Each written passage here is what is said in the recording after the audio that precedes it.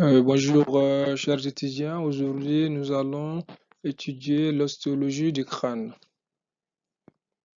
Donc, voici les prérequis pour cette leçon. J'espère que vous avez appris votre leçon portant sur l'anatomie générale et l'embryologie du crâne.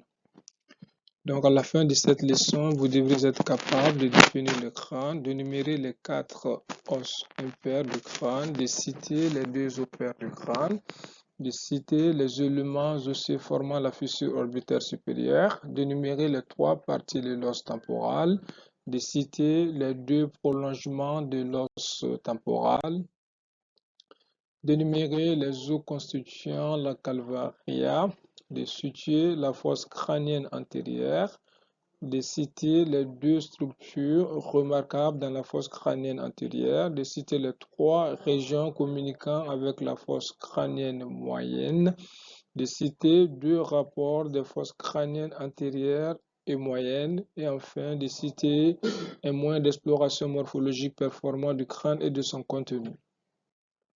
Afin d'atteindre ces objectifs, la leçon va se dérouler selon le plan que voici. Après un chapitre de généralité, nous aborderons successivement l'anatomie descriptive, les rapports. Avant de conclure, nous parlerons des moyens d'exploration et quelques applications cliniques. Conformément au plan annoncé, abordons la définition dans le premier sous-chapitre des généralités. Le crâne, c'est une boîte osseuse renfermant l'encéphale, c'est-à-dire que les os du crâne vont délimiter une cavité dans laquelle va prendre place l'encéphale. Donc voici une vue antérieure du crâne qui nous montre les différents os participant à la formation du crâne. Donc vous reconnaissez ici l'os frontal. Voilà, donc ici vous avez l'os nasal, l'os zygomatique, le maxillaire et la mandibule. Donc tous ces os ne font pas partie en fait du crâne. Il y en a des os de la face. Donc cette définition présente un intérêt qui va constituer le deuxième sous-chapitre des généralités. L'intérêt de l'étude anatomique des os du crâne est double. Tout d'abord, il est physiologique. En effet, le crâne va jouer un rôle de protection et de stabilisation de l'encéphale, c'est-à-dire une partie du système nerveux qui se trouve dans la boîte crânienne. Et cette protection se fait via des méninges, qui sont des enveloppes. Le deuxième intérêt du crâne, c'est que le crâne va permettre l'insertion à plusieurs muscles et d'autres de ces muscles vont participer à l'expression du visage. Ensuite, nous avons l'intérêt pathologique. Donc, le crâne peut être sujet de plusieurs pathologies. Nous mentionnons ici les fractures du crâne, les tumeurs osseuses et la maladie de Paget, qui est une maladie osseuse chronique du squelette entraînant son hypertrophie et sa fragilisation. Afin de faciliter la compréhension de la leçon, faisons un rappel embryologique. Les os du crâne n'ont pas la même origine. En effet, les os de la base dérivent d'un processus qu'on appelle l'ostéogenèse, d'une ébauche cartilagineuse, c'est-à-dire que les os primaires ou les os du cartilage. Les os qui vont constituer la calvaria, la voûte crânienne, se développent directement dans du tissu conjonctif embryonnaire. Ils vont constituer ce qu'on appelle les os de membrane ou les os de revêtement. Donc ces considérations générales vont nous permettre d'étudier l'anatomie descriptive dans le deuxième chapitre de la leçon. Donc nous allons, pour étudier l'anatomie descriptive, parler successivement des os du crâne, parler ensuite de la morphologie générale du crâne et enfin la cavité crânienne. Les os du crâne. Donc les os du crâne, on peut les diviser en 2 groupes, le squelette du crâne et le squelette de la face. Les os du crâne sont classés où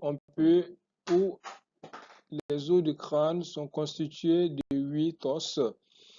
Ces 8 os sont répartis entre la calvaria ou la voûte et la base du crâne. Les os du crâne sont l'os frontal, l'os ethmoïde, l'os sphénoïde, l'os occipital, les deux os pariétaux et les deux os temporaux. Donc, voici la classification des os du crâne. Donc, nous avons les os impairs qui sont l'os frontal, l'os ethmoïde, l'os sphénoïde et l'os occipital. Les deux os pairs du crâne sont l'os pariétal et l'os temporal. Donc, voici la liste des os impairs du crâne. L'os frontal, l'os ethmoïde, l'os sphénoïde et l'os occipital. Donc, tout d'abord, parlons de l'os frontal. Donc, voici une vue antérieure de l'os frontal, une vue antérieure de la partie exocrânienne, c'est-à-dire la partie qui regarde l'extérieur. Donc, nous reconnaissons ici l'écaille de l'os frontal, la bosse frontale et en bas d'ici, en haut du nez, ce qu'on appelle la glabelle, avec la partie supraorbitaire, le processus zygomatique et le processus nasal. Donc ici, nous avons une vue inférieure de l'os frontal. Nous reconnaissons la fosse orbitaire, là, au milieu, une ouverture qu'on appelle l'échancrure ethmoïdale. Et tout autour de cette échancrure ethmoïdale, nous avons les demi-cellules ethmoïdales. Donc voici la représentation en 3D de l'os frontal. Donc vous voyez ici la partie, l'écaille de l'os frontal, donc les parties supraorbitaires. Donc à présent, nous allons parler de l'os ethmoïde. Donc voici une vue postérieure de l'os ethmoïde. L'os ethmoïde est un os impair médian qui est encastré dans la portion orbito-nasale de l'os frontal. Il comprend trois parties, la crista galli, que vous voyez ici, la lame criblée de l'ethmoïde, tout au de part et d'autre de la crista galli, les labyrinthes ethmoïdaux, les labyrinthes ethmoïdaux. Donc, toujours cette vue postérieure, nous avons la crista galli. Donc, la crista galli est large en avant qu'en arrière. Il est médian, c'est la partie médiane de l'ethmoïde. Donc, vous voyez sa position, large en avant. Il est plus large en avant qu'en arrière et occupe la partie médiane de l'ethmoïde. Donc là, la crista galli il constitue en fait une partie large en avant qu'en arrière et il est sur la partie médiane de l'ethmoïde. Donc de part et d'autre, de la crista galli, nous avons des orifices plus marqués dans les lames criblées. Donc dans les lames criblées qu'on appelle la fissure ethmoïdale où passent les filets nerveux. Donc vous voyez ici, de part et d'autre de la crista galli, une lame qui présente de nombreux orifices. Donc à travers ces orifices-là passent les filets olfactifs de la première paire crânienne. De chaque côté, nous avons deux lamelles osseuses criblées de petits orifices situés sous les lobes olfactifs, laissant passer les filets du nerf optique à ce niveau. Donc sur l'axe médian, nous avons une lame verticale appelée la lame perpendiculaire. Donc cette lame perpendiculaire sépare les deux fosses nasales. Parfois, cette lame est incurvée et prolongée sur son axe, ici à ce niveau, sur son axe en bas par un petit os qu'on appelle le vomer.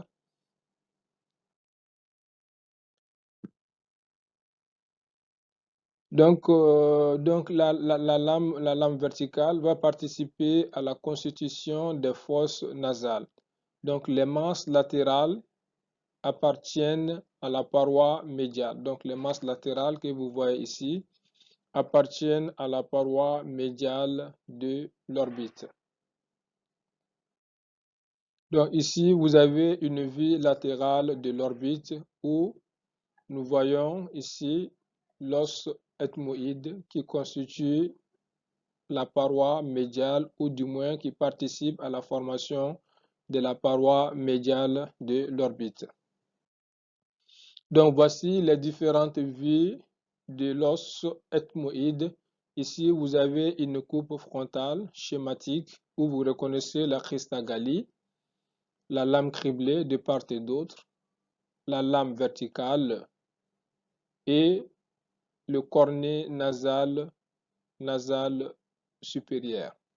Ici, nous avons une vue supérieure de l'ethmoïde. Toujours, nous avons la cristagallie. De part et d'autre, nous avons la lame criblée avec de multiples orifices. Et là, vous avez la masse latérale, ici, et vous avez le cornet nasal supérieur. Ici, c'est une vue postérieure où nous reconnaissons les différents éléments de l'os ethmoïde, la cristagallie, la lame perpendiculaire et les masses latérales. Donc, voici la situation de l'os ethmoïde dans la fosse crânienne antérieure. Donc, vous voyez la cristagallie. De part et d'autre, vous avez la lame criblée de l'ethmoïde. Donc, voici la représentation dynamique 3D de l'os ethmoïde. Donc, vous voyez sa participation à la constitution de la paroi latérale de l'orbite. Donc, à présent, parlons de l'os sphénoïde. L'os sphénoïde se place en arrière de l'os ethmoïde. Donc, voici une vue antérieure de l'os sphénoïde. Donc, le corps de l'os sphénoïde, ici, que vous voyez, le corps de l'os sphénoïde va présenter sur la ligne médiane une crête, donc une crête qui va en fait répondre en avant à l'arrière de la lame perpendiculaire que nous avons vue sur l'os ethmoïde. Cette crête se prolonge par la partie inférieure, constituant ce qu'on appelle le rost ou le bec de l'os sphénoïde. Donc de chaque côté, nous avons une face antérieure qui est lisse et qui présente deux orifices. Ces deux orifices constituent ce qu'on appelle les sinus ethmoïdal droit et sinus ethmoïdal gauche. Donc de chaque côté, au niveau du corps, au niveau de la face antérieure qui est lisse, nous avons deux orifices.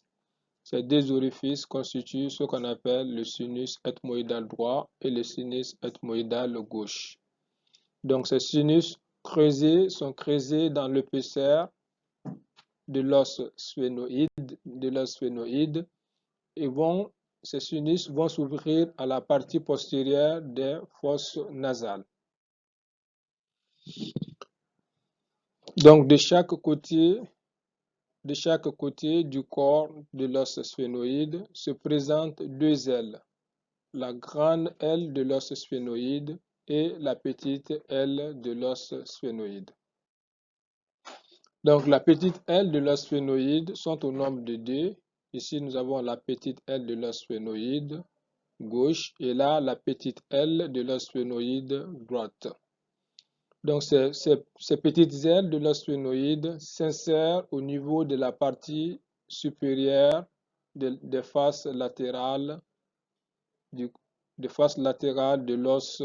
l'os sphénoïde par deux racines distinctes, une racine supérieure et une racine inférieure.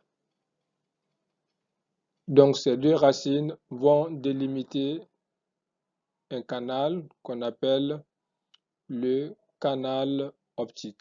Donc dans ce canal optique passe le nerf optique, la deuxième paire crânienne et l'artère ophtalmique.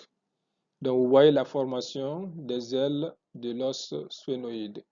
Donc, la petite aile est formée par deux racines, une racine supérieure et une racine inférieure. Donc, ces deux racines émergent de la face latérale de l'os sphénoïde. Et ces deux racines délimitent un canal appelé le canal optique qui laisse passer le nerf optique et l'artère ophtalmique.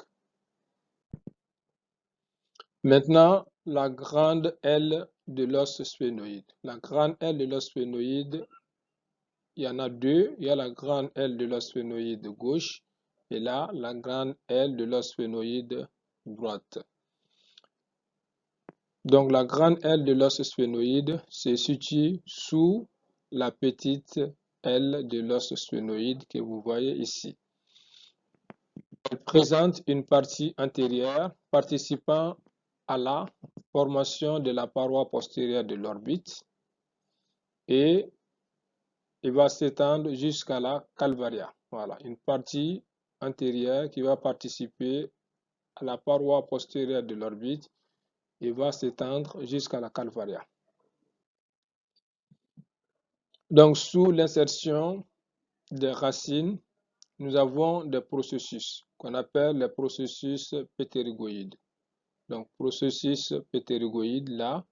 Donc, vous avez le processus ptérygoïde gauche et le processus ptérygoïde droit. Donc, on observe ces processus ptérygoïdes sous les racines. Voilà. Donc, sous les racines. Donc, ce sont des prolongements osseux de la face de l'os sphénoïde. Ces processus ptérygoïdes que vous voyez ici vont donner l'insertion au muscle ptérygoïdien.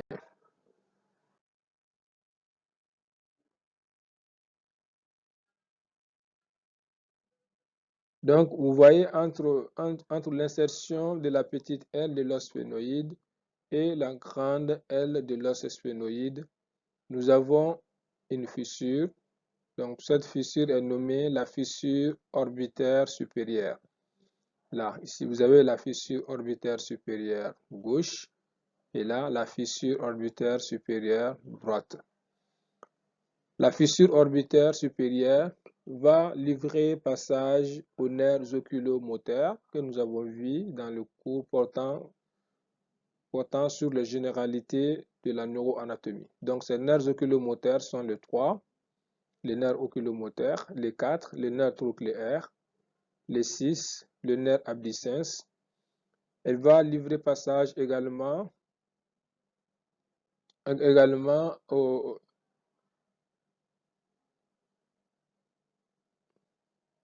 à quelques branches du 5, notamment le nerf lacrymal, le nerf nasal et le nerf frontal. Voilà. Donc, il y a plusieurs nerfs qui vont passer par la fissure orbitaire supérieure. Donc, vous retenez les trois nerfs oculomoteurs, le 3, le 4 et le 6. Donc, ici, nous avons une vue antérieure qui nous montre la fissure orbitaire supérieure. Donc, vous voyez ici la fissure orbitaire supérieure entre la grande aile et la petite. Donc, entre la petite aile de l'os sphénoïde et la grande aile de l'os sphénoïde, nous avons une fente qui est la fissure orbitaire supérieure. Donc, comme nous disait en arrière, donc nous avons une cavité. Donc, en arrière du rostre, nous avons une cavité. Donc, cette cavité s'appelle la selle turcique. Donc, c'est dans la selle turcique que prend place l'hypophyse. Donc, voici ici donc, la situation de la selle turcique avec l'hypophyse en son centre.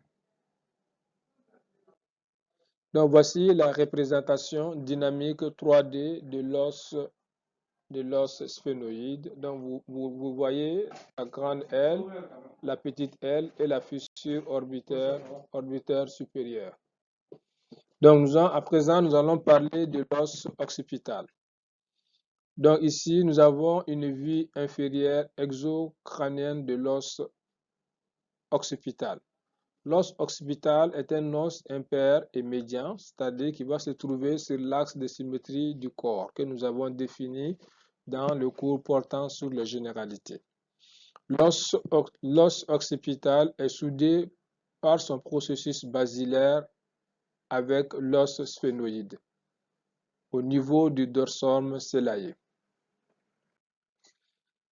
Donc, l'os occipital va présenter un aspect grossièrement élargi avec une échancrure en arrière de l'écaille occipitale. Donc, vous avez une échancrure appelée le foramen magnum. Donc, les éléments importants qui vont passer dans le foramen magnum qu'on appelle le trou occipital, il s'agit de la moelle allongée, des racines médiales de la 11e paire crânienne, le nerf accessoire, ainsi que les deux artères vertébrales. Donc, l'ensemble de ces éléments passe par le foramen magnum. Donc, de chaque côté, nous avons un os qui est épaissi, appelé les condyles occipitaux. Donc, de chaque côté du foramen magnum, nous avons un os épaissi, appelé les condyles occipitaux, droit, gauche et droit. Donc, ces deux condyles reposent sur les masses latérales de l'atlas et forment ainsi une articulation qu'on appelle l'articulation occipito-atloïdienne. Donc, de chaque côté, nous avons des orifices. Donc, des orifices qui vont de chaque côté ici, nous avons des orifices qui vont livrer passage à la 12e paire crânienne, c'est-à-dire le nerf hypoglosse. Donc, le nerf hypoglosse qui innerve les muscles du cou et ceux de la langue. Donc, en arrière de l'os occipital, nous avons des lignes courbes. Donc, des lignes courbes servant de crête d'insertion à différents muscles. Ce sont les lignes nucales supérieures et inférieures.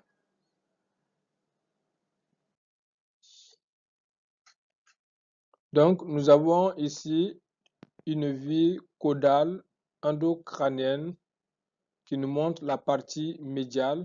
Donc, la partie médiale, au niveau de la partie médiale, nous avons une crête et cette crête va permettre l'insertion au septum nucal.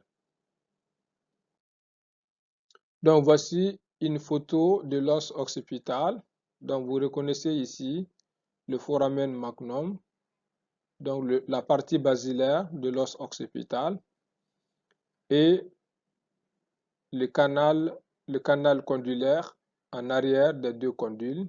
Donc, vous avez le canal condyle et le canal de l'hypoglosse. Donc, le canal de l'hypoglosse que nous voyons ici. Donc là, le canal de l'hypoglosse qui se trouve sous les deux condyles occipitaux. Donc, le canal de l'hypoglosse. Donc là, nous avons également deux tubercules qu'on appelle le tubercule, je dis deux tubercules. Nous avons ici le tubercule pharyngien. Donc, ce tubercule pharyngien donne insertion au pharynx. Et ici, nous avons la protubérance occipitale externe qui est palpable sous la peau. Donc, vous pouvez palper la protubérance occipitale externe. Donc, ici, nous avons une vue endocrânienne de l'os occipital. C'est-à-dire qu'on regarde l'os occipital, l'intérieur de l'os occipital. Donc, quand on regarde l'intérieur de l'os occipital, on voit des sillons, donc des sillons veineux du crâne. Et ces sillons veineux du crâne vont former des sinus durmériens avec là l'éminence cruciforme, donc c'est-à-dire la confluence la confluence des différents sinus veinés. Donc la croix des sinus ou l'éminence cruciforme. Voilà. Donc ici, nous avons toujours une vue endocrânienne de l'os occipital qui nous montre le sinus sagittal supérieur. Ici, nous avons le sinus sagittal supérieur qui va se drainer préférentiellement dans le sinus transverse gauche. Donc, vous voyez bien le trajet du sinus sagittal supérieur qui se draine préférentiellement dans le sinus transverse gauche. Ça, la disposition modale. Dans la disposition modale, le sinus sagittal supérieur se draine de façon égale dans les deux sinus transverses. Voilà. Donc, classiquement, le sinus sagittal supérieur se draine de façon équitable dans les deux sinus transverses. Donc ici, nous avons une vue gauche de l'os occipital. Donc vous voyez la partie squameuse de l'os occipital. Et là, on voit l'ouverture interne du canal, donc du canal condyle. Donc l'ouverture interne du canal cordulaire ici. Là, donc ce canal condylaire va livrer passage à la veine émissaire condylaire. Donc là, on voit également l'ouverture interne du canal hypoglosse. Donc le canal hypoglosse qui livre passage au nerf hypoglosse, la 12e paire crânienne. Avec le processus jugulaire, donc le processus jugulaire qui va participer à la formation du foramen jugulaire. Donc voici la situation de l'os occipital à ce niveau, au niveau de la base du crâne. Donc voici la représentation 3D de l'os occipital. Donc nous reconnaissons l'écaille de l'os occipital, son processus basilaire et le foramen magnum ou trou occipital. Donc nous allons à présent parler des os paires du crâne. Donc les deux os paires du crâne sont les os pariétaux et les deux os temporaux. Donc tout d'abord, étudions les os pariétaux. Donc l'os pariétal, ici nous avons une vue, l'os pariétal droit, une vue exocrânienne. L'os pariétal s'articule entre eux, c'est-à-dire les deux os pariétaux vont se mettre ensemble au niveau d'une suture qu'on appelle la suture sagittale. Alors qu'on appelle la suture sagittale. Donc les deux os pariétaux vont s'articuler à ce niveau. Donc nous retenons que l'os pariétal forme le tiers de la voûte du crâne. Donc les deux os pariétaux, donc ce sont des os plats qui sont pairs et symétriques, comprenant une face interne que nous allons étudier bientôt et une face externe appelée la face exocrânienne que vous voyez ici. Donc les deux os vont s'articuler avec l'écaille de l'os occipital, de l'os temporal et de la grande aile de l'os sphénoïde. Donc l'os frontal va s'articuler avec l'os frontal par la suture coronale. Donc il s'articule, donc l'os pariétal s'articule avec l'os frontal par la suture coronale. Donc ici, nous avons une vue endocrânienne. Donc sur cette vue endocrânienne, nous voyons des branches de l'artère méningée moyenne. Ce sont ces branches qui peuvent être abîmées lors d'un accident. Quand une personne tombe et qu'elle cogne sa tête sur la terre, donc ces petites artères méningées peuvent saigner et entraîner des hématomes. Donc voici la représentation dynamique 3D de l'os de l'os occipital. Donc, vous avez de l'os pariétal. Donc, vous avez l'os pariétal droit, l'os pariétal gauche. Donc, les deux vont se mettre ensemble au niveau de la suture sagittale supérieure. Et les deux os pariétaux vont s'articuler avec l'os occipital par la suture coronale et avec l'os frontal par la suture coronale, pardon. Et là, il s'articule également avec l'os occipital. Donc, parlons à présent des os temporaux. Voilà. Donc, voici une vue de l'os temporal avec ses trois parties. La partie pétreuse de l'os temporal en vert olive portant la fosse mandibulaire, l'écaille de l'os temporal en vert foncé contenant notamment les organes de l'audition et de l'équilibre et la partie tympanique en turquoise qui va former la grande partie de l'oreille externe. Donc voici un schéma simplifié de l'os temporal avec la partie, l'écaille ici de l'os temporal,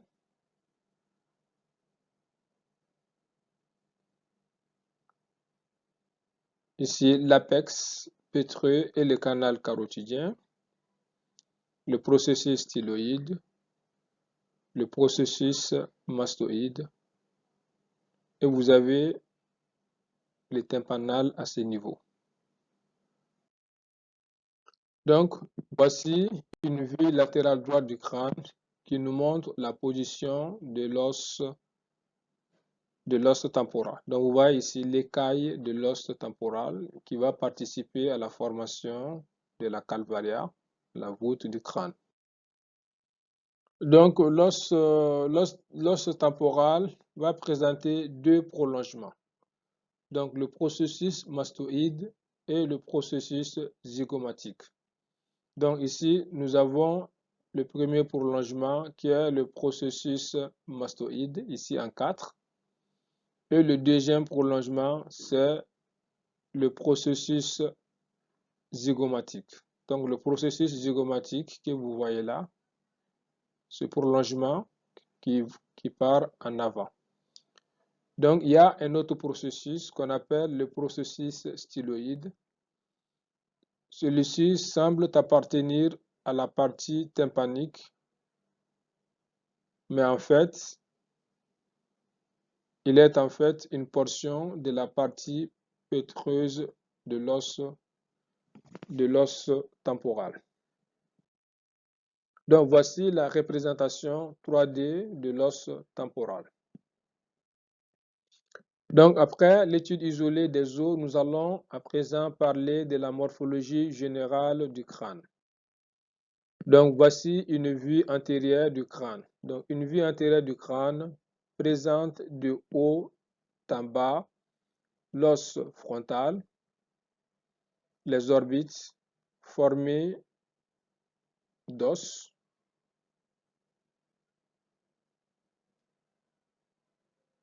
l'orifice piriforme délimité par les os, les deux os maxillaires et les os nasaux, la cavité orale délimitée par les deux os maxillaires et la mandibule. Donc, voici une vue latérale droite du crâne. Donc, le crâne vu de façon latérale est formé d'avant en arrière par l'os frontal, l'os sphénoïde, notamment la grande aile de l'os sphénoïde, l'os pariétal, l'os temporal et l'os occipital. Donc, toujours sur la vue latérale du crâne, on voit une fosse qu'on appelle la fosse temporale. Donc, cette fosse temporale est limitée en avant par le processus zygomatique de l'os frontal, le processus zygomatique en avant par le processus zygomatique de l'os frontal. Vous voyez? Donc vous avez la fosse ici, la fosse temporale. Donc la fosse temporale est limitée en avant par le processus zygomatique de l'os frontal, en bas par l'arcade zygomatique, en haut la ligne temporale supérieure et le fond est constitué principalement par l'écaille de l'os temporal. Donc dans la fosse temporale prend place le muscle temporal recouvert par son fascia. Nous avons un espace qui est l'espace zygomatico-temporal. Donc l'espace zygomatico-temporal se situe entre l'arcade zygomatique et l'os temporal. Donc l'espace zygomatico-temporal fait communiquer la fosse temporale en haut et la fosse infratemporale en bas. Donc, nous avons une vue supérieure du crâne. Voici une vue supérieure du crâne. Sur cette vue supérieure du crâne, nous reconnaissons en avant les os nasaux, l'os frontal, l'os pariétal gauche et l'os pariétal droit et l'os occipital. Donc, voici une vue inférieure du crâne. Donc, cette vue inférieure du crâne qui montre les os de la face en avant, l'os sphénoïde,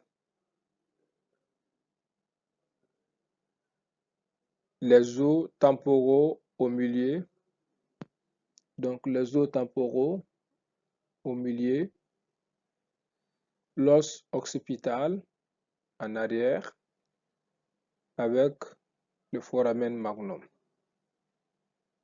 Donc ces orifices vont faire communiquer les régions de la tête avec le cou. Ici, nous avons une vue postérieure du crâne montrant l'os occipital, les os pariétaux au premier plan, plus loin et vers l'avant et le bas, nous avons le massif facial avec le couane, c'est-à-dire l'ouverture postérieure des cavités nasales. Donc, nous avons également ce qu'on appelle le vomère. Donc, le vomère qui va participer là à la constitution de la partie osseuse du septum. Également, nous voyons les processus ptérygoïdes. Donc, le processus ptérygoïde. Donc, le processus ptérygoïde, on le voit bien, et la mandibule. Donc, nous allons parler de la cavité crânienne. Donc, la cavité crânienne constitue ce qu'on appelle le neurocrâne. Elle a deux parties, la calvaria et la base du crâne. Donc, concernant la calvaria, encore appelée la voûte crânienne, la calvaria n'a pas le même aspect chez l'adulte que les nouveau-nés et les nourrissons. En effet, la calvaria à l'âge adulte forme une voûte osseuse qui recouvre et protège l'encéphale. Donc ici, voici la calvaria ou la voûte crânienne. Donc nous reconnaissons les os de la calvaria chez l'adulte en vue exocrânienne supérieure avec l'os frontal, les deux os pariétaux, les deux os pariétaux, les grandes ailes du sphénoïde qui ne sont pas visibles sur cette représentation. Donc là, nous avons la calvaria ou la voûte crânienne, c'est deux faces. Ici, nous avons la face endocrânienne et là, nous avons la face exocrânienne. Quand on regarde la face endocrânienne, nous avons trois couches. La table interne. Donc, nous avons la table interne, la table externe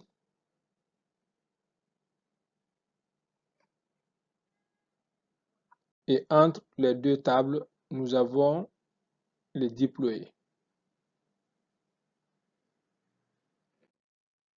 Donc, voici le crâne du nouveau-né, vue gauche des fontanelles. Donc, nous reconnaissons des zones qui ne sont pas soudées, qu'on appelle des fontanelles au niveau du crâne. Donc, ici, nous avons la fontanelle antérieure avec la suture coronale, la fontanelle sphénoïdale, la suture sphénosquameuse, la suture squameuse. Ici, nous avons la fontanelle mastoïdienne avec la suture lambdoïde et la fontanelle postérieure. Donc ici, nous avons une vue supérieure du crâne qui nous montre principalement la fontanelle antérieure et la fontanelle postérieure avec la suture sagittale. Donc à présent, nous allons parler de la base du crâne. Donc la base du crâne constitue le plancher de la cavité crânienne. C'est une partie ou c'est la partie postéro-supérieure du massif facial. Elle constitue le lit de l'encéphale et présente plusieurs orifices qui font communiquer l'orbite, les régions profondes de la face et du cou avec la cavité crânienne. Donc voici une photo de la vue endocrânienne, donc de la base du crâne, la face interne du crâne. Donc comme vous pouvez remarquer cela, la face interne du crâne n'est pas plate. En effet, elle est divisée en trois fosses. Nous avons la fosse crânienne antérieure, la fosse crânienne moyenne et la fosse crânienne postérieure. Donc là, concernant la fosse crânienne antérieure, donc la fosse crânienne antérieure que vous voyez ici, en schéma simplifié, donc c'est la partie basse du crâne située en avant de la petite aile de l'os sphénoïde. Elle est formée par l'os frontal, l'os ethmoïde et l'os sphénoïde, notamment la petite aile de l'os sphénoïde. Les structures principales au niveau de la fosse crânienne antérieure sont la lame criblée et la crista galli. Concernant la fosse crânienne moyenne, la fosse crânienne moyenne est située entre la petite aile de l'os sphénoïde en avant et le bord supérieur de la partie pétreuse de l'os temporal en arrière. Voilà. Donc vous avez ici la fosse crânienne moyenne. Cette fosse crânienne moyenne communique avec l'orbite, avec la fosse pétérigo-palatine et avec la fosse infratemporale. Donc la fosse crânienne moyenne communique avec l'orbite par le canal optique que vous voyez ici. Donc le canal optique qui livre passage au nerf optique et à l'artère ophtalmique. Il communique avec l'orbite par la fissure orbitaire supérieure dans laquelle passe le nerf ophtalmique, le 5-1, le nerf oculomoteur, le nerf trochléaire et le nerf abducens. La fosse crânienne moyenne communique avec la fosse ptérygo-palatine par le foramen rond, ici, que vous voyez là, le foramen rond en 11. Donc la fosse crânienne moyenne communique avec la fosse ptérygo-palatine par le foramen rond. Le foramen rond qui livre passage au nerf maxillaire, c'est-à-dire le 5-2. La fosse crânienne moyenne communique avec la fosse infratemporale par le foramen ovale et le foramen épiné. Le foramen ovale livre passage au nerf mandibulaire 5-3 et le foramen épiné à l'artère. La troisième partie de la base du crâne, nous avons la fosse, toujours au niveau de la fosse crânienne moyenne. Nous avons ici l'apex du rocher présentant le canal, donc le canal carotidien. Donc le canal carotidien qui en fait va contenir l'artère carotide interne. Et au niveau de la fosse crânienne moyenne, on voit une dépression, c'est-à-dire la selle turcique qui loge l'hypophyse. Maintenant, nous allons nous intéresser à la fosse crânienne postérieure. La fosse crânienne postérieure est située en arrière du bord supérieur de la partie pétreuse de l'os temporal, le bord supérieur de la partie pétreuse de l'os temporal. Elle est limitée par les deux os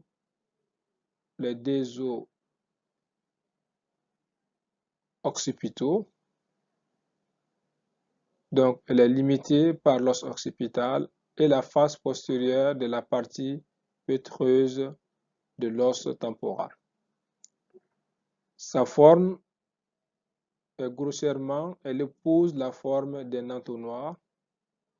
Vous voyez, d'un entonnoir avec la partie rétrécie portant une ouverture, le foramen magnum.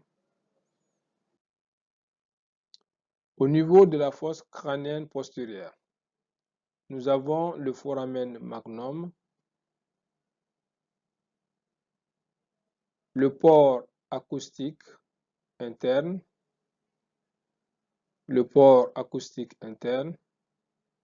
et le canal condylaire. Donc cette fosse crânienne postérieure, au niveau du foramen jugulaire,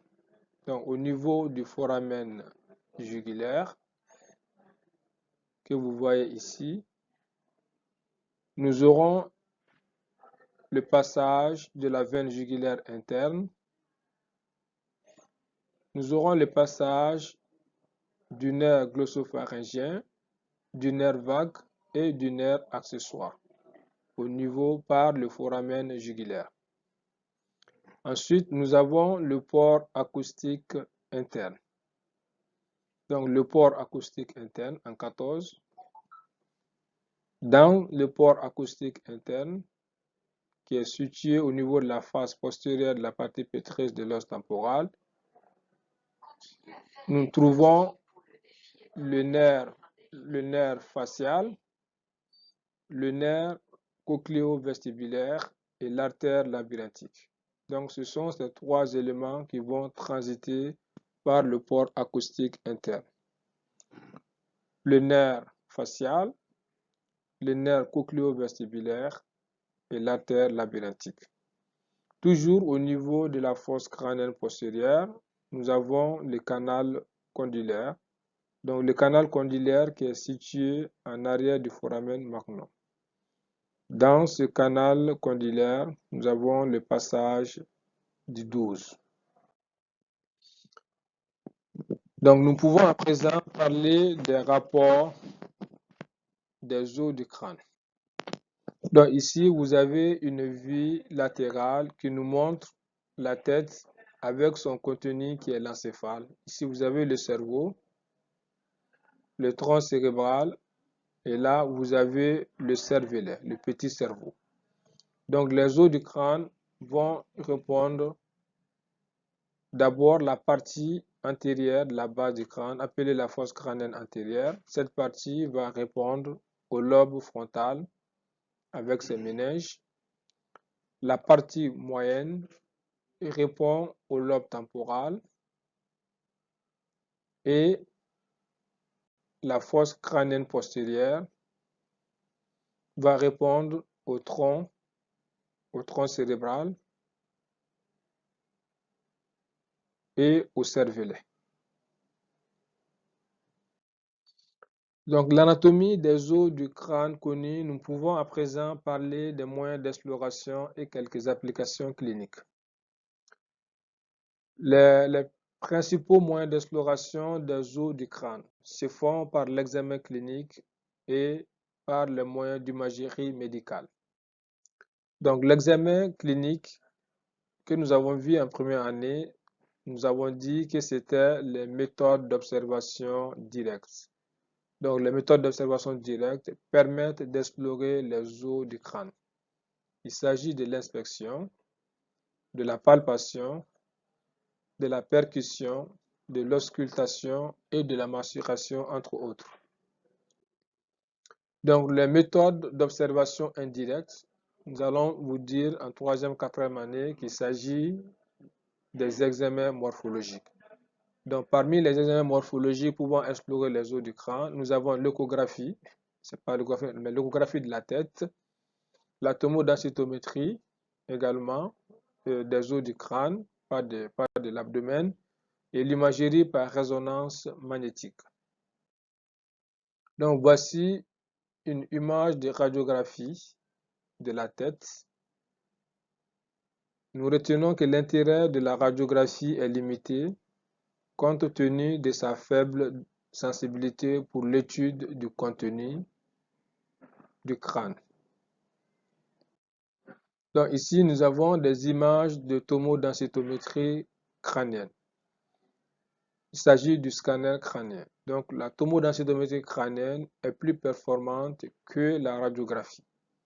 Elle étudie plus en profondeur le contenu crânien et elle permet aussi de faire des reconstructions en 3 dimensions ou en 2 dimensions. Un autre moyen d'exploration est l'imagerie par résonance magnétique. Ici, vous voyez une coupe sagittale de l'imagerie par résonance magnétique où vous reconnaissez les éléments de l'encéphale, c'est-à-dire le cerveau, le tronc cérébral, le cervelet.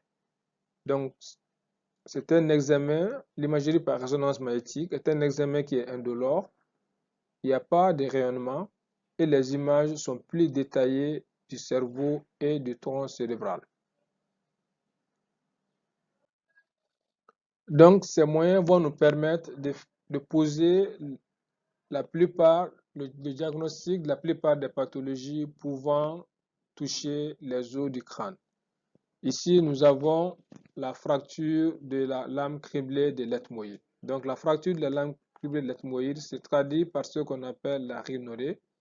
Donc, vous voyez la fuite de liquide céphalo-spinal à travers une brèche de la dure-mère et cette fuite peut causer une méningite. Donc là, dans cette pathologie qui est la fracture de la lame criblée de l'ethmoïde, nous aurons la perte de l'olfaction, encore appelée l'anosmie, due à la destruction des nerfs olfactifs. Nous avons vu que les filets des nerfs olfactifs reposaient sur la lame criblée et que elle quittait les fosses nasales pour aller dans le bulbe olfactif. Donc, en cas de fracture, ces filets seront coupés et du coup, le malade aura un problème de l'olfaction qu'on appelle anosmie. Donc, la fracture de la calvaria. La lame interne est friable et particulièrement sensible au traumatisme, même si la lame externe est intacte à la radiographie de contrôle. C'est la raison pour laquelle elle est décrite sous le nom de lame vitrée. Donc voici quelques déformations du crâne induites par la fermeture précoce d'une suture. Sur cette image, nous voyons ce qu'on appelle la scaphocéphalie par fermeture précoce de la suture coronale, donc vie latérale et vie antérieure. Là, nous avons ce qu'on appelle oxycéphalie par fermeture précoce de la suture coronale en vue latérale et en vue antérieure. Donc là, nous avons la trigonocéphalie par fermeture précoce de la suture frontale ou métopique. Donc là, lorsqu'il y a la fermeture précoce de la suture frontale, cela aboutit à une déformation du crâne qu'on appelle la trigonocéphalie. Donc, sur ces images, nous voyons une déformation du crâne nommée la plagiocéphalie par asymétrie de fermeture principalement de la suture coronale, donc en vue antérieure et en vue latérale. Donc ici, nous avons ce qu'on appelle une hydrocéphalie. Donc l'hydrocéphalie avec le neurocrâne qui est volumineux et le viscérocrâne qui est normal. Donc cette image montre une microcéphalie. Microcéphalie résultant de la fermeture précoce des sutures avec réduction du volume du neurocrâne comparé à celui des orbites. Donc là, l'autre application, c'est la fontanelle postérieure. Donc la fontanelle postérieure que vous voyez peut servir de point repère pour déterminer la position de la tête de l'enfant durant l'accouchement. Concernant la fontanelle antérieure, elle constitue le lieu le plus favorable pour la ponction du liquide céphalospinal chez le nourrisson. Ce prélèvement peut s'effectuer en cas de surveillance d'une pathologie appelée la méningite. On peut réaliser une ponction à ce niveau pour étudier le liquide céphalospinal. Pour conclure, l'anatomie des os du crâne constitue un prérequis pour la compréhension de la biologie et des nerfs du crâne. Elle constitue aussi un préalable pour l'interprétation, le diagnostic correct, l'interprétation des examens complémentaires, notamment morphologiques, et pour la réalisation des interventions chirurgicales. Merci de votre attention. À très bientôt pour une nouvelle leçon.